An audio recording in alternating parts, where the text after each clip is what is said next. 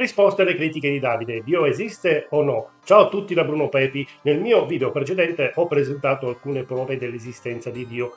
Il mio amico Davide ha commentato il video e ha sollevato alcune critiche. In questo video voglio rispondere alle sue critiche in modo onesto e imparziale.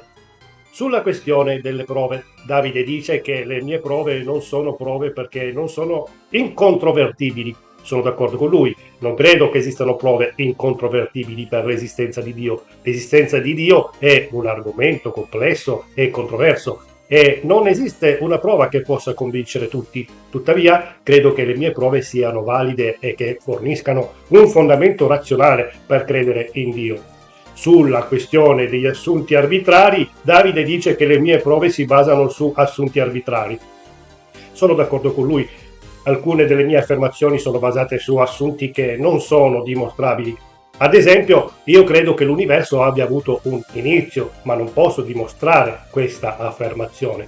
Tuttavia, credo che questi assunti siano ragionevoli e che siano supportati da prove indirette. Ad esempio, la teoria del Big Bang è una teoria scientifica ben supportata che suggerisce che l'universo abbia avuto un inizio. Sulla questione dei ragionamenti fallaci, Davide dice che i miei ragionamenti sono fallaci. Sono d'accordo con lui. Alcuni dei miei ragionamenti sono fallaci e non sono supportati da prove. Ad esempio, io dico che l'ordine e il design dell'universo sono troppo complessi per essere il risultato di un processo casuale. Tuttavia non posso dimostrare questa affermazione. Tuttavia credo che i miei ragionamenti siano per lo più validi e che siano supportati da prove. Sulla questione della fede, Davide dice che io credo in Dio per fede. Sono d'accordo con lui. Credo in Dio per fede, non ho prove scientifiche o razionali che mi convincano dell'esistenza di Dio. Tuttavia, credo che la fede sia una forma di conoscenza valida. La fede è la convinzione in qualcosa che non si può vedere o toccare. La fede può essere basata su prove indirette o su un'esperienza personale. Ho risposto alle critiche di Davide in modo onesto e imparziale. Credo che la nostra discussione sia stata utile per entrambi.